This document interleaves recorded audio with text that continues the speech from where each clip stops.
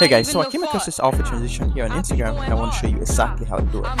To make it easier, start by facing the camera as you see me doing the video, then turn around, cross your legs and make sure you're up on your toes. Spin back around and go back down on your heels. Now remove your shoes and leave them right in the same spot. Go and change your outfit, come back and stand in the same spot, then go up on your toes and back down on your heels. Go and wear another outfit, come back and do the same thing for a couple more outfits. Editing the video is easier than recording it. Let me show you how. You're first going to open up CapCut, input all of your clips, go to the first clip of you spinning. Right before you spin back around, hit split and delete the piece in the back. Right after you go back down on your heels, hit split and delete the piece in the front. Then go to the second clip. Right when you're up on your toes, hit split and delete the piece in the back. Then go to when you go back down on your heels, hit split and delete the piece in the front. Do the exact same thing for all the other outfits in the front and export your video. You're not even the fault. I be going hard.